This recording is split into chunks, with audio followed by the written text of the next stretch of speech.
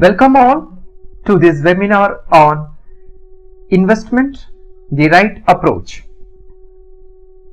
It's my pleasure to invite Mr. Vishwanath, Director Blue Ocean Financial Private Limited, in today's webinar on investment, the right approach.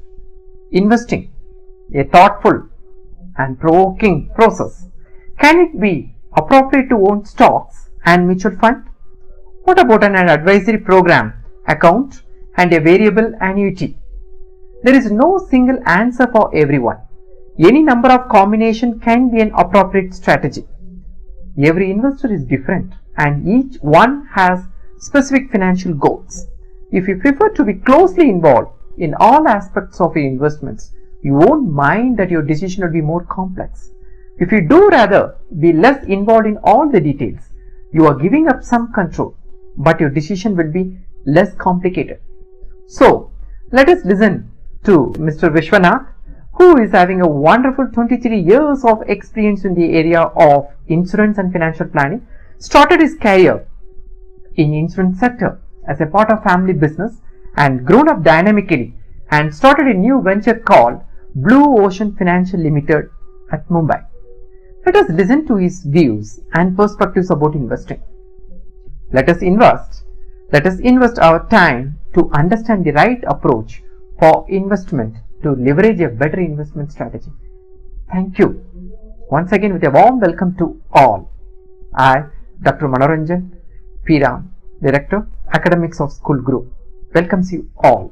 Feel privileged. Hello friends. So today we are going to be discussing about investing and the right approach to investing. So what does one earn for, save for, create wealth for? One earns, saves and creates wealth for a deferred consumption, for consuming something at a future date. So if one were to, let's say, undertake a personal travel, a vacation, one goes into details of which airline to book, which hotel to book. One obviously decides the destination first, and one goes about very meticulously deciding the mode of transport and the hotels to choose, the hotels to stay, and such kind of a detailed attention to travel that we give.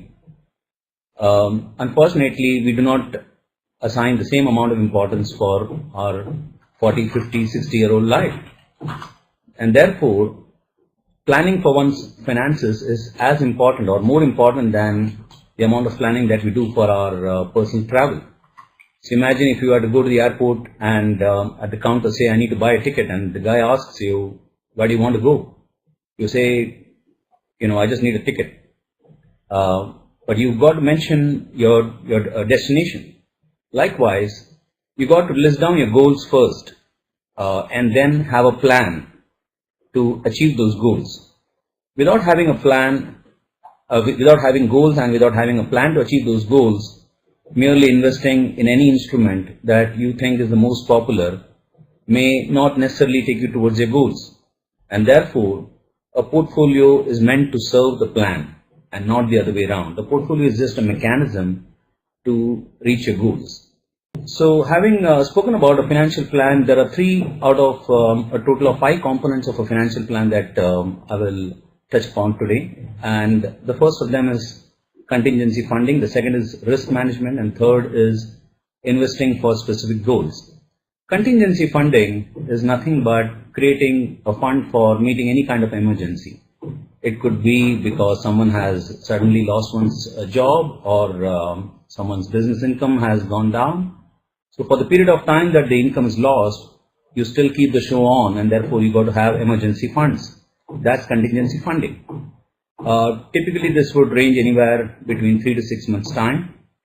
So the expectation is between 3 to 6 months, or maybe even a little later, one would start getting back one's incomes and life then comes back to normal. But until such time, you really do not want to drastically cut down on your lifestyle, and therefore maintaining this contingency fund is the first and most important thing. The next aspect is the aspect of risk management. We have risks in all spheres of our life, but as far as our personal life is concerned, we have the risk of losing the main breadwinner of the family, and we have the risk of incurring a huge hospitalization expenditure or the risk of contracting a big critical illness. We'll speak about all these three risks briefly and also how to mitigate them. So the risk of losing the breadwinner of the family can be mitigated by adequate life insurance or having adequate financial assets, because if neither of these is present, it's the beginning of the end for many a family. Likewise, for hospitalization expenditure, if you have adequate assets, or better still, if you have a mediclaim, you can mitigate the risk of incurring hospitalization expenditure. Critical illness, while the person can still be critically ill even after being discharged of the hospital, does take the person off one's income or one's regular vocation. So critical illness does mitigate that risk to a substantial extent, and so does adequate assets being there in that case also. The other risk that we aren't very familiar with in India is the risk of being disabled for a long period of time. So one may not necessarily be in hospital, but one may have, let's say, lost one's limb, or the accident could have rendered someone indisposed for a sufficient period of time that he or she is not able to go and get the income. So for such risks, disability insurance is a solution. Unfortunately, that product hasn't found so much of awareness amongst investors or advisors also. But the main reason I'm talking about contingency funding or risk management is it's important to get all these troublesome areas fixed first before we move over to investing for goals, because if you take care of what can go wrong, you can then focus all your energies on what needs to go right and put your resources and assets towards building for those goals. We next approach towards the investment for specific goals. So goals are very individual specific. Two people with the same income, same age can have similar, same or different goals depending on their upbringing, depending on their taste, depending on their liabilities, their personal financial situation. Some events are supposed to be called not as goals, but they are inevitable events. Like, for example, when people are asked to list down their goals, they write retirement as a goal. Retirement is not a goal. Retirement is an event that's waiting to happen. But quality of retirement can be a goal, and it's a great goal to have. So you could choose that post-retirement you want to live in a farmhouse, you want to drive a car, you want to go for a vacation every year with your spouse. That can be mentioning more about the quality of your goal, but the fact is you are going to retire.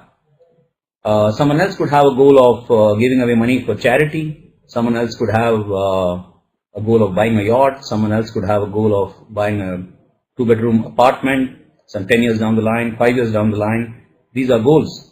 But then there are events like I said, retirement and higher education, which are events that you got to plan for.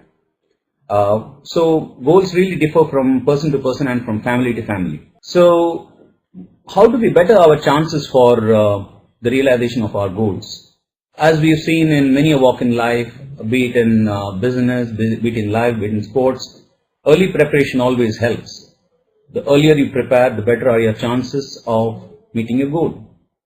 So the first thing is you write down your goal. You write it down in money terms, and you put an inflation number to it and see what it's going to cost you in the year that you want to realize the goal, and see what you bring to the table already today, and how much is your existing assets going to mature to in the year of the goal, and then you calculate the gap between the goal amount and your investment amount, and accordingly we then choose the right vehicle to reach the goal. So that's a very interesting balance, and we'll speak more about it when we speak about risk tolerance. The third thing is we got to review our goals periodically because it's very important to have this review. If you don't have a periodic review, then you wouldn't really know whether you're on the right path towards meeting a goal, or you have strayed away from it.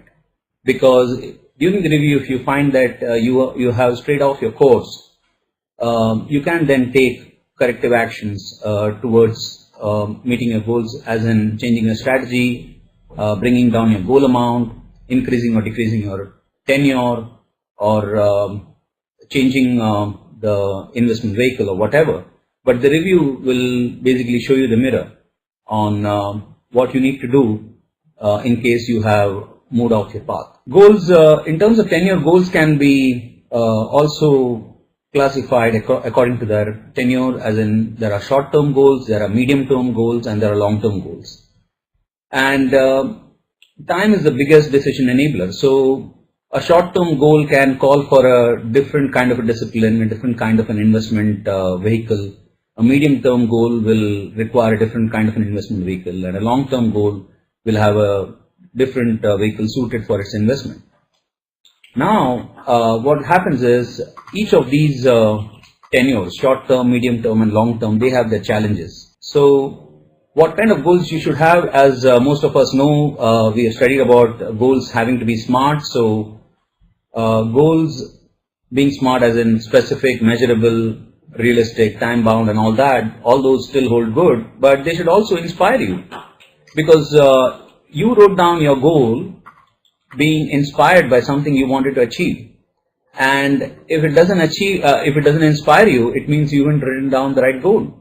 So goals should be inspiring. Goals should be evaluated and updated from time to time, which is what we spoke about during the review process. You should evaluate your goal and see how far you reached, and if you require to take corrective action, you need to do that. And the third is you should reward yourself for every achievement that you make towards your goals, however small they may be. It's very important to have this, because what it does is it makes you think bigger. For every small goal that you achieve, if you are rewarding yourself instead of blaming yourself, I could have done this better or that better, but the fact is, if you achieve your goal, it makes you think bigger and scale yourself for a higher goal. We then talk about wealth creation, which is basically, like I said, a vehicle for meeting our goals. It has got different names. I call it wealth creation. Someone else could call it something else. Asset building. The fact of the matter is, it's your current income that you are deploying diligently that's going to grow into a sizable sum, and that's going to more than help you to achieve your goal. So creation of wealth is not a function of income. It's not a function of any big investment expertise. Yes, you do need some technical aspects, right? But more than anything else, the biggest variable is it's a matter of regular savings, discipline, and common sense. We all have studied the mother of all equations, that is FV is equal to PV into 1 plus R raised to N. That's the compounding formula, which has many variables. One is the immediate sum that you invest, R is the rate of return, and N is the number of compounding periods of the time that you have invested the money. This, I think, is, as many of us know, is the biggest wonder, or the eighth wonder of the world. Compounding is the eighth wonder of the world. So we all can make use of it for creation of wealth with some discipline. The more you save, the more it makes a difference. So 5,000 rupees saved at 6% for 20 years, which is 12 lakhs, and 1,000 rupees saved for 20 years is 2,40,000. But it's not the difference between 12 lakhs and 240, because you're earning 6% on it per year. 12 lakhs invested becomes almost 23 lakhs, and 2,40,000 invested becomes almost 4,55,000. So the difference is more than just the difference between 12 and 240. And that's what compounding does for you over time. The next variable, which I think is the most important, is the sooner you start, the more it makes a difference. So someone starting to save 1,000 per month at the age of 25 would have accumulated by the age of 60, 13,80,000. And someone at the age of 40 who saves 1,000 per month would have accumulated just 4,55,000 at the same age of 60. So you see, the earlier the person starts, he has made time his friend, and that's how he's got rewarded. Because you're sacrificing today's expenditure to be invested, and that sacrifice is going to pay you in multiple yields, in multiple times, several years down the line.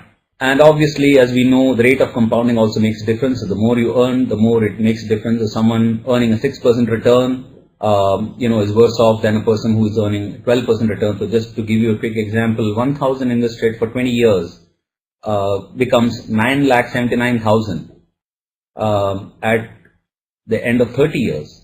And so the same person who has invested, say, 1,000 per month for 12% for 20 years, he or she realizes 30,80,000.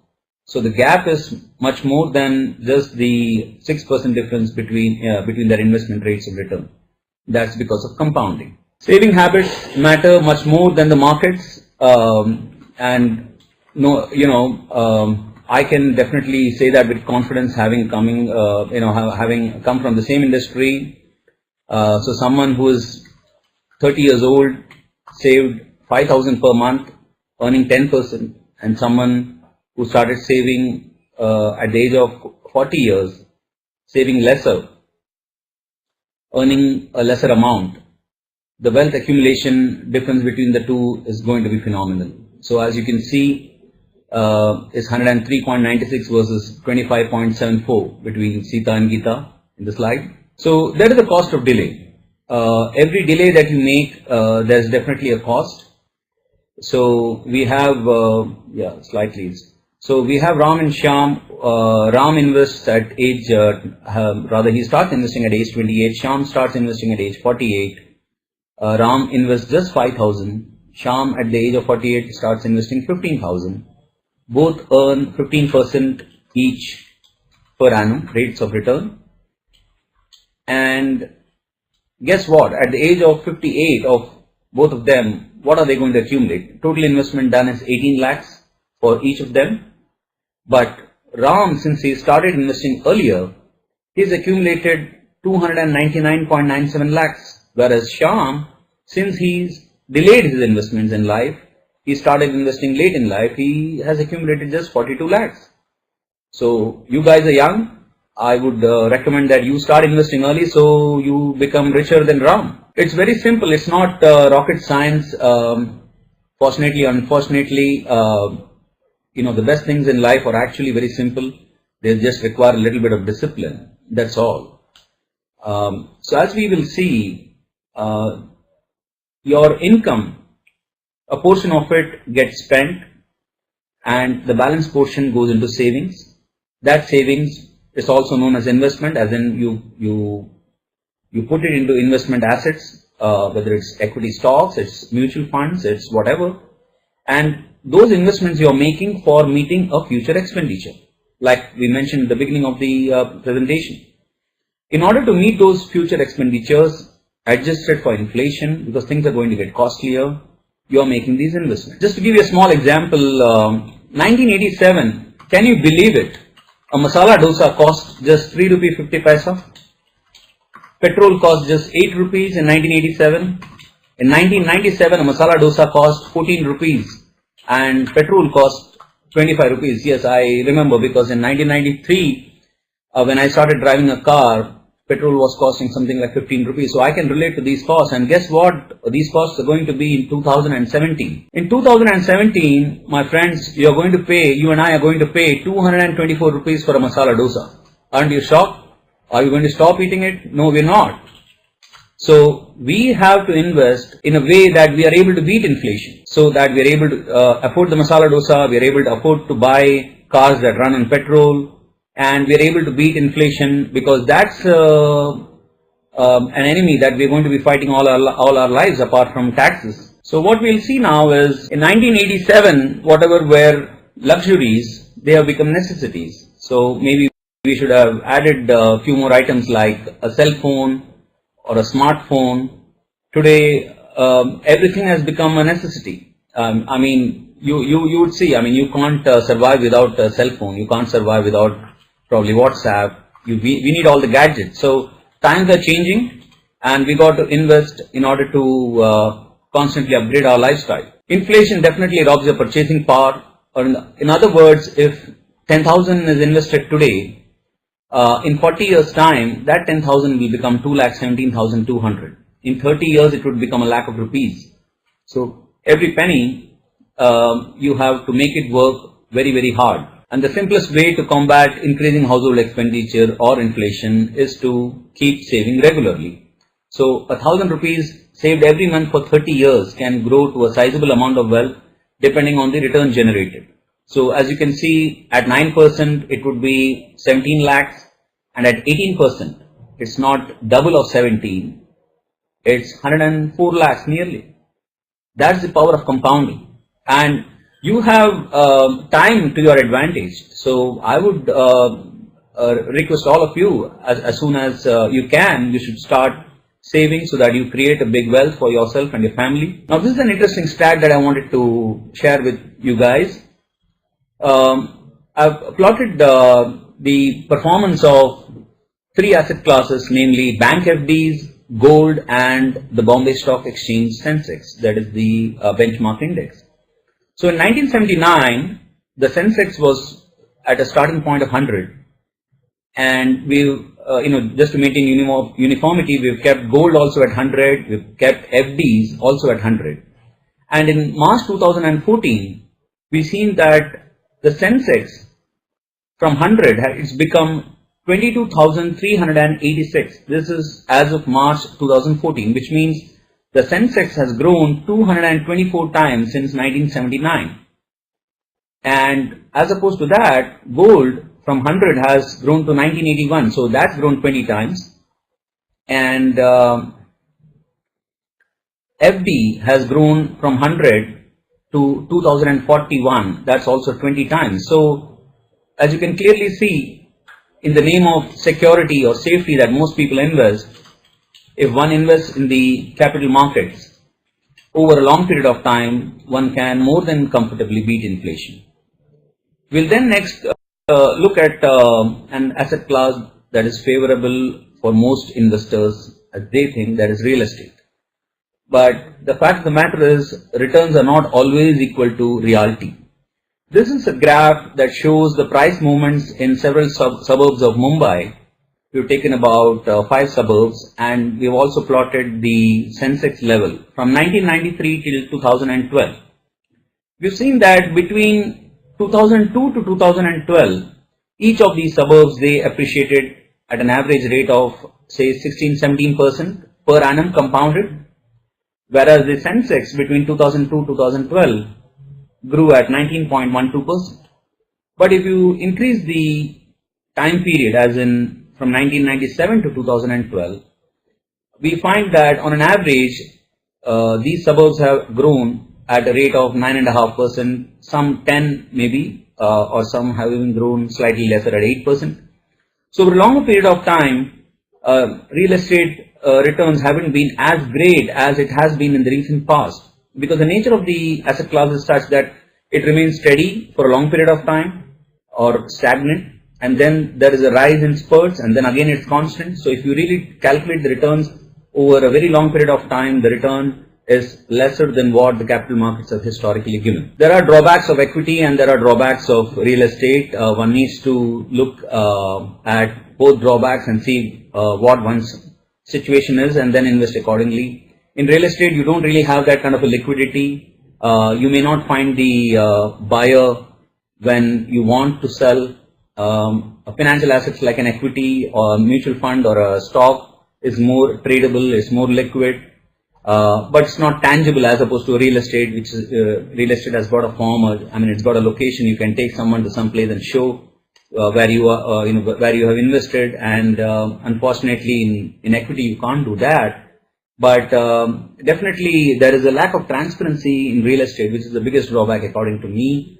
Whereas in equity there is daily price movement, one can see the price on a daily basis, and that's precisely the reason that drives the emotions of greed and fear. There are perceptions versus reality. People feel, I just want to highlight on one point that people feel real estate cannot give negative returns. At best, it can remain constant, but that's not the case. In the short term, real estate can give negative to zero returns, especially if you factor in costs like brokerage and stamp duty.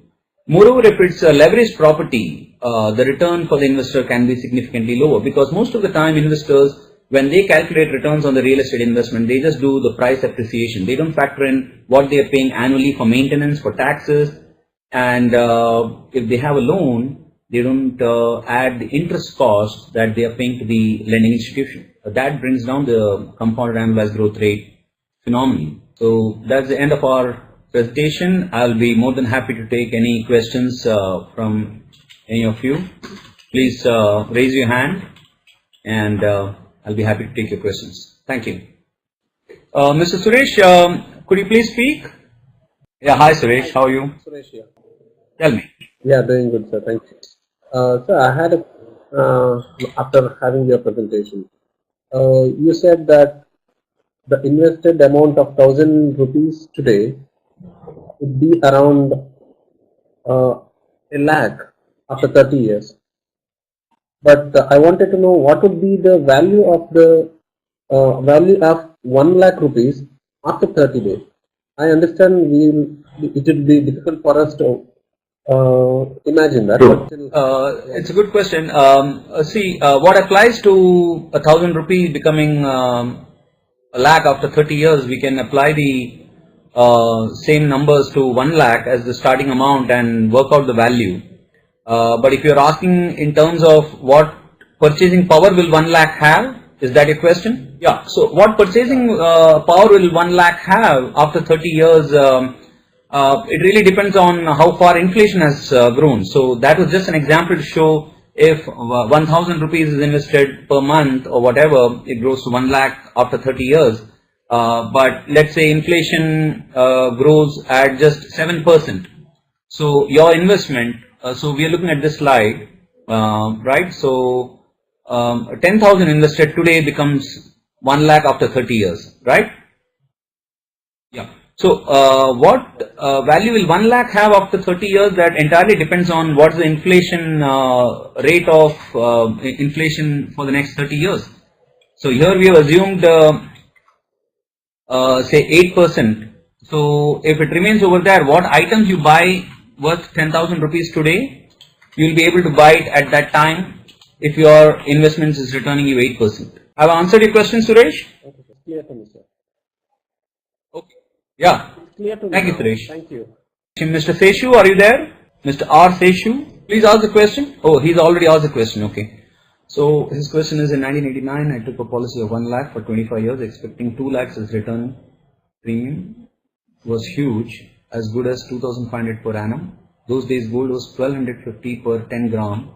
At about yearly 20 grams, it would have fetched much more.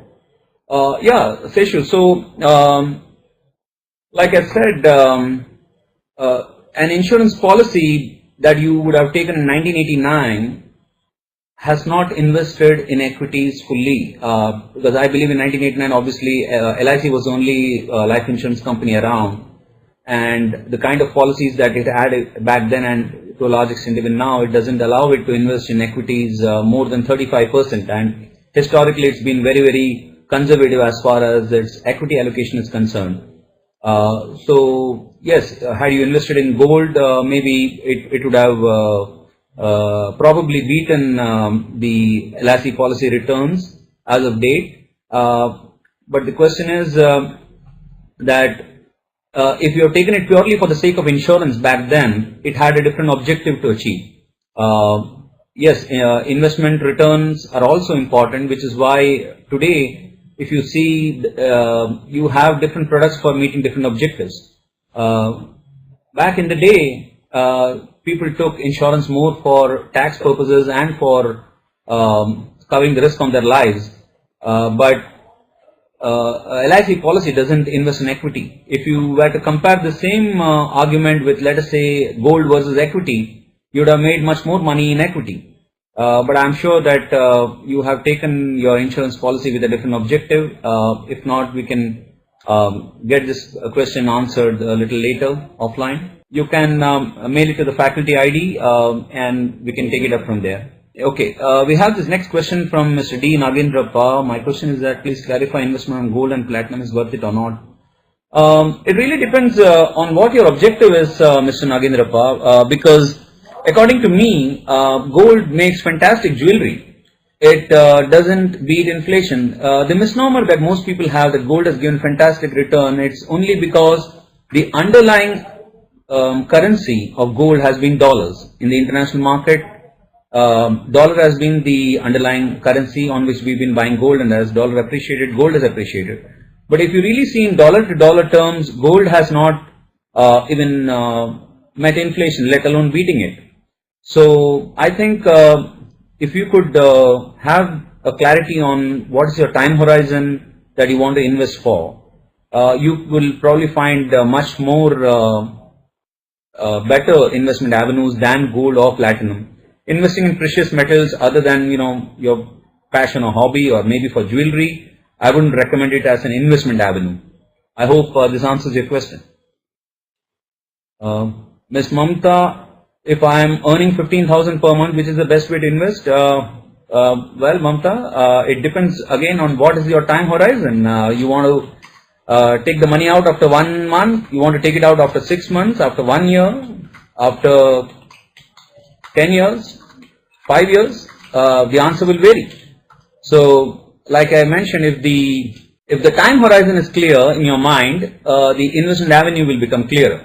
And then, of course, you have the risk appetite of the person also. That also has got to be seen. Okay, the next question is from Mr. Sagar. He says, due to increasing population and growth of housing demands, do you believe that real estate investment will really give negative returns? It's really subjective, Sagar, because I showed the example of these 5 suburbs because these are some of the fast growing suburbs in the city of Mumbai. But again, as an investor, if you were to go to a town or to a place where there is hardly any development, it's almost like a forest land where no builder has come yet. You just pick up a piece of land and just forget about it, thinking 20, 30 years later I'm going to hit gold. You can go ahead and invest. Whether it will give negative rate of return or not, I don't know. But if history is anything to go by, real estate per se over a long period of time, it's not beaten equity markets. So I feel the most efficient way to invest will be equity markets for the long term, followed by real estate. So real estate can also be very, very location specific. And like I said, price transparency is an issue. So you may want to get that aspect right. You may want to check on the prices, historically what's been, the rates, and are you expecting any development in the next few years? So is an airport going to come by? Is a new road going to be built? Some such information that you think makes the value of the property goes up. Ms. Pavitra, you raised your hand. Can we have a question? Okay, so we have your written question that says, I want to know more about online trading, basically equity markets. Which plan should I opt for? So are you asking about the method of, are you asking about the platforms for trading, or you're asking about a particular scheme which you want to invest in? So, when you mention online trading, I'm assuming that you are having adequate information about stocks, more specifically about the company that you want to invest in. I would definitely caution you away from trading. I would encourage you anytime for investing, and there is a difference between the two, because in trading it's a two-way activity. You got to buy and you got to sell, and you got to get the time right, and you got to obviously get the company right. So I would at this stage I would say that instead of trading, you would be better off as an investor. But if you still would like to know which is the best way to go about trading, you could open an account in any of those online trading portals like HDFC Securities or ICICI Securities, and maybe dabble a bit. But my advice to you would be, as an investor, you would be better off investing rather than trading, because that's just for fun. You trade a bit and you get some kick out of it, and that's it. But that's not for wealth creation for majority of the public, unless you know the ropes very, very well. Swati Sriram, okay, nice question, madam. Sir, I want to know what is the good and safest way of investing. Like I said, take care of your problem areas first. That's my answer to you. But if I understand your question well, you are also asking me which is the instrument you want to invest. So safest, safe again varies from person to person. For the long-term investor, his safety will be when he is safe away from inflation. Safety of capital is not a big issue for a long-term investor. For a short-term investor, safety from capital is an important issue. So it again depends on your time period. So if you want to invest for 1 year and you tell me a safe investment, this a fixed maturity plan or a fixed income mutual fund or a company FD, depending on your tax slab and all that, one can choose amongst these asset classes. You will obviously not put money in real estate for a 1 year investment or a 6-month horizon, nor will you put in equity. But if it is for the long term, like 10 years, 15 years, you will be safe only when you beat inflation. Therefore, you got to be in equity. Mr. Anwar Nadaf, we see your raised hand. Could you please ask your question? Sir, you said to me that start investing smartly. But actually, how do I know that I am investing in the right direction? So you're saying that you just started investing and you would like to know, whether you are investing in the right direction or not. Yeah, exactly, sir. Okay. So my advice to you is, if anyone known to you were to fall ill, would you prescribe a self-medication or would you ask him to go to a doctor? Obviously, you'll ask him to go and see a qualified doctor. Therefore, my suggestion to you would be, the first thing you need to do is to find a good advisor and take financial advice, because this is the day and age of super speciality. So you got to find a financial advisor who is known to you or whom you can be referred to by any of your family members or friends, and go and discuss with him your situation, and he'll be able to guide you. That's the best way to start, in my opinion, rather than adopting a do-it-yourself approach. Yeah. Okay. Thank you. Thank you. PPF. Prashant, we got a question saying you need some advice on ULIP and PPFF. Well, my very first word of caution on ULIP is, do not buy a ULIP if you've been told that it's a 3-year game. You just got to pay for 3 years and then you don't have to pay unless the policy itself says that the premium payment term is for 3 years. But if the premium payment term is for something like 10 years, 15 years, but your insurance agent or advisor says just pay for 3 years and then take a holiday, that's the product you might want to avoid. So that's my first word of advice on ULIP. Secondly, apart from maintaining a regular premium paying term, you also got to make sure that as and when there are some dips in the market, you take advantage of that in case you have additional liquidity to put money in equity. So if it is for the long term, if your ULIP is, let's say, for 10 years, 15 years, do not be in an asset allocation fund or in a fixed income fund or in a debt fund or in a liquid fund. Be all out in an equity fund for that period of time. And whenever the markets fall, keep putting in more money. That's my advice to you.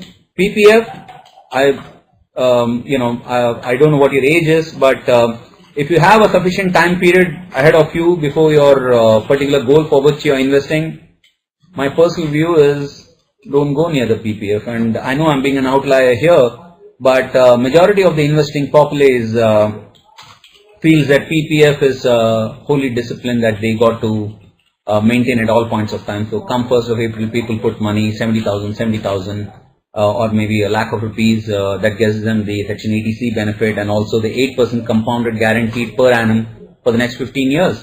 But your and my inflation itself is much more than that, my friend. Why would you want to be in a 8% guaranteed return? So my answer to PPF is no. But if you feel safe, comfortable, do it. But the chances are that it will not help you beat inflation, or rather meet inflation in the first place. Suman Guru. Suman Guru, we have a question from you. Could you please ask your question? Okay. Suman, could you please type in? Okay, while Suman types in, Sagar says, do you see increase in PPF ROI in coming years, times? I don't know. I'm not the RBI governor. I'm not really having a call on interest rates. But generally, yes, if economy picks up, or for the economy to pick up, interest rates across the board has to come down. But what we've seen in India is there are certain instruments that that are available, whose interest rates don't really move in tandem with the interest rates generally in the market. So for that interest rates to move, it really takes a big impact. So we've obviously seen PPF interest rates coming down from 12 to 11 to 10 to 9 to 8. But I don't see it going up, going down, frankly I have no view, but it's not an instrument that responds very quickly to any big interest rate change announcement. Suman, yeah, would it be better to invest in gold? Like I said, my suggestion is if you want to invest in gold, well, buy gold to make jewelry, don't invest in gold. Don't invest in gold. See, in the good old days, during your mother's time, your grandmother's time, that is one of the best options available. But as markets evolve, times have changed, there are many more options available that beat inflation and very safe too. So gold as an investment, no. To make jewelry, fantastic thing to do. Swati Sriram, which is the best way of investing, sir? Swati, best way of investing is first approach a good advisor and sit down and list down your goals, discuss your finances with him, your financial situation, and take the discussion forward. That's the best way to start investing. The mode doesn't matter. It's important that you know what your goals are and speak to a financial advisor. Alauddin Anish, you asked about what about recurring banks in deposit. Again, what's your age, what's your time period for which you want to invest? It entirely depends on that. So if you want to invest for a shorter period of time, maybe it's not a bad idea. But again, you have to compare the rate of interest that RD is offering, that particular bank's RD, vis-a-vis certain other instruments that are available in the market. So again, I would direct you also to go to a financial advisor. Mamta has got an interesting question. What is the relation between mutual fund and the share market? Mamta, mutual funds also invest in the share market. They also invest in the debt market. So mutual fund is a vehicle that invests in both the equity markets as well as the bond market. But you can choose what kind of mutual fund you want to have.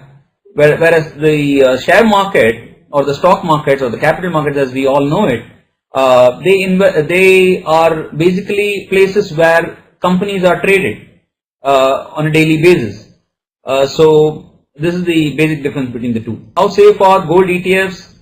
Well, they move in line with the price of bullion, Samyadeep. Samyadeep, that's a question. How safe are the gold ETFs? The gold ETFs move in line with the bullion prices. Well, safe again, if you want to beat inflation, it's not safe. You just want to hedge against inflation. I mean, you just want to play absolutely safe for the short term. Again, one doesn't know because currency movements also will decide which way the gold ETFs will move. So I wouldn't recommend that as an investment option. So you've asked a question for middle class family, which is the best way of investment. Mamta, again, best is going to be that which is going to meet your goal. No investment is good enough if it doesn't meet your goal. So let's say you've invested all your money in gold for the next 10-15 years, and over the next 10-15 years, if gold has given you 4% return, but your cost of inflation, I mean your inflation has gone up by 8%, what good is it? It doesn't serve you any purpose. So I think before choosing the best way of investment or the best asset class, please write down your goals, see how far they are, what kind of investment you would like to then make will be answered automatically. Mr. Ganapati Hegde, can you listen to us? So if you could ask your question, please. Yeah, it's a relation between PP. This okay, they are more or less the same because what inflation does is it robs you of your purchasing power. Purchasing power is nothing but you being able to buy the same unit that you're consuming today sometime later.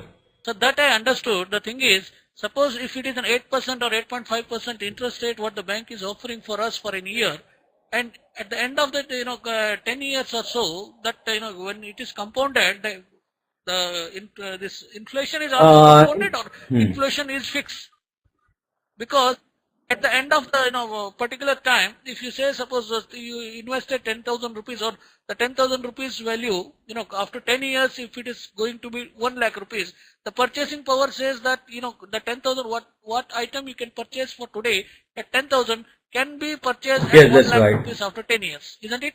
And then what about the interest rate? Suppose they are offering that a compound rate of 8% or 8.5%, and at the end of the 10 years, when you are getting lesser than 1 lakh rupees, then what does it mean? That it is, I don't find any relation between this interest rate. So Ganpati, you actually asked a fantastic question. So let me explain this way. So 10,000 today at 8% inflation becomes 1 lakh, as we've seen in that slide. Okay, and it means that what costs us 10,000 rupees today is going to cost us 1 lakh some 30 years down the line, right? Now, if let us say you have a bank FD for 30 years, not that any bank gives you FD for 30 years, but hypothetically, if you are able to find a bank that gives you FD for 30 years, or you keep investing, reinvesting for 30 years in a bank FD at 8.5%. If you are able to get net of all taxes 8.5% or even 8%, you will be meeting inflation. So if you are investing in an instrument that keeps pace with inflation, which in this example is a bank FD, you will be able to buy the same unit some 30 years later. But if you have not made any extra money over and above inflation, that's what it means. Of course.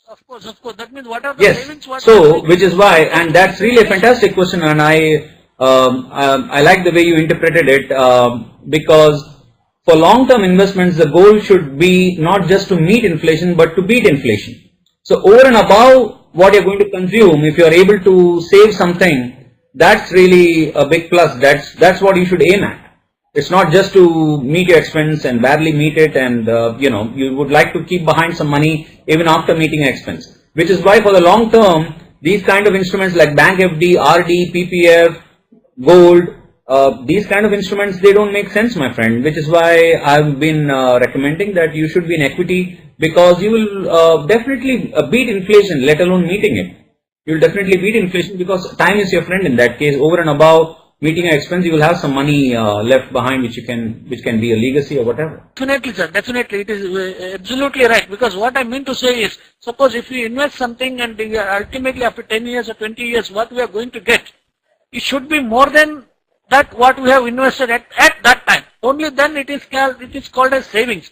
Otherwise, it is just a balancing of the purchasing power after now what we have now and what after 10 years. That's what I believe. Okay, so your question is answered. Thank you very much. Seshu, I wish to know how rupee can strengthen versus dollar or improve. No clue, my friend. It's more of a macroeconomic question. So there are many variables that are at play. Or how many commodities we import, the amount of foreign exchange that we use up, oil also. So there are many variables at play, but like I said, currency markets are quite.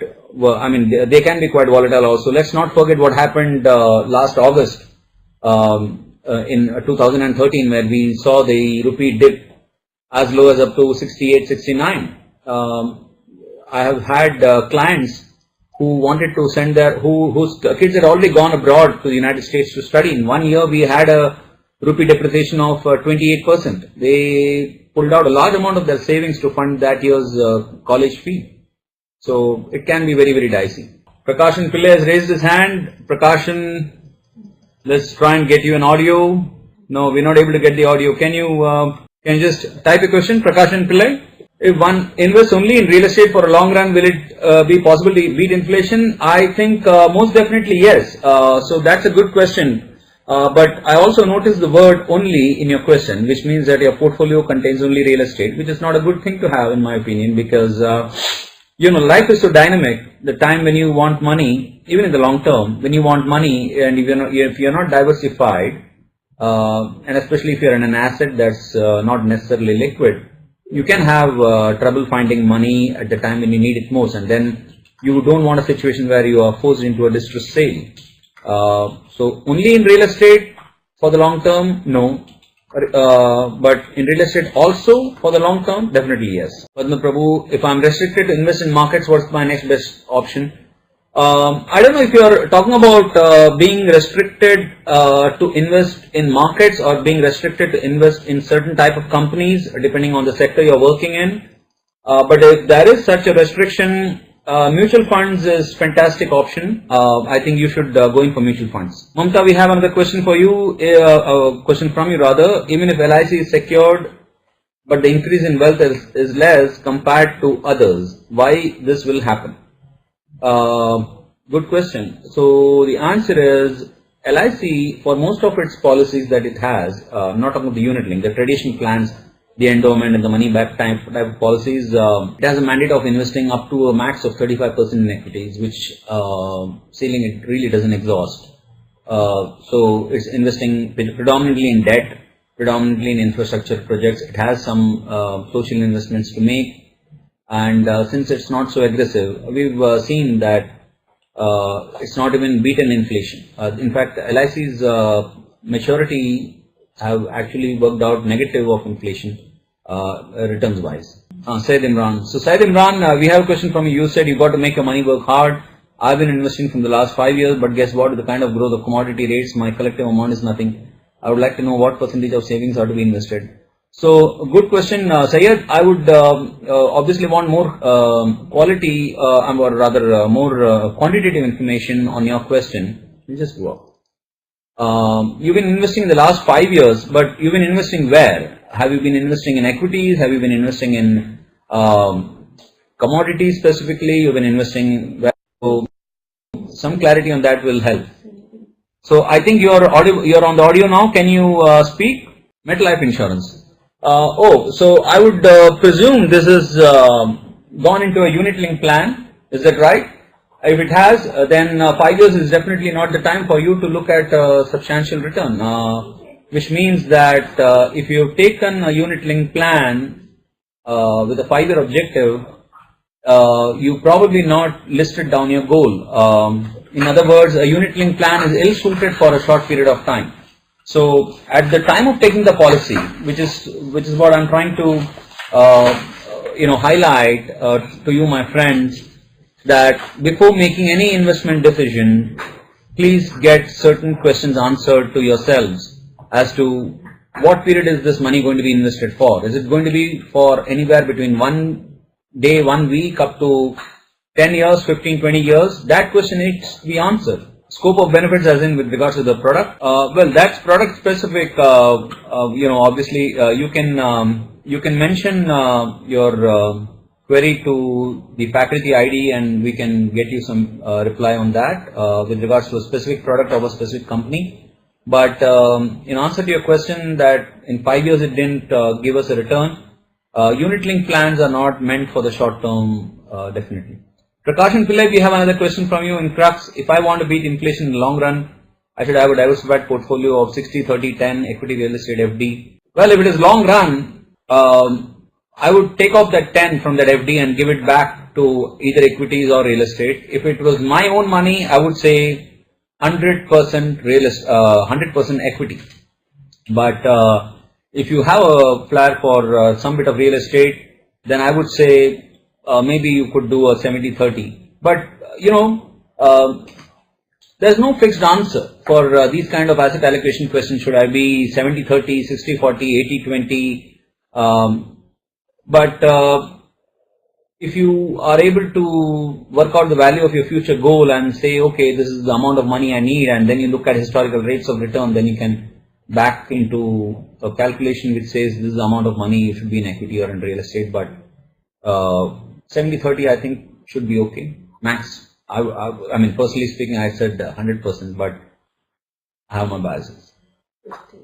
So you told about LIC in terms of investment. LIC and inflation, what about LIC's money back policies? Is it a term of investment? Christina, LIC's money back plan is an investment cum insurance plan where you get periodic paybacks from the policy to you. But mind you, it's a very costly premium. So you might not want to consider that. If you want to buy an insurance policy, my suggestion would be going for a term plan which is just covering the risk on your life, and combine it with an investment in an asset management company or in a mutual fund. Again, depending upon your horizon, if it is short term, going for a fixed income fund, if it's long term, going for equity. But that apart, my basic advice to all of you again, at the cost of repetition, is please do go out and consult a good financial advisor. There's nothing better that can happen to you than having a good financial advisor. Okay, I think we can take one last question. So who gets the prize? Mr. K.R. Vinod, what percentage of income should we invest in medical insurance? Fantastic question, Vinod. Really fantastic question. And the answer is, there is no percentage. Unlike EMIs that are not supposed to be more than 35% of your income, you should take medical insurance to the extent of, I would say, 15 lakhs, 20 lakhs. There are floater policies available which are not very expensive.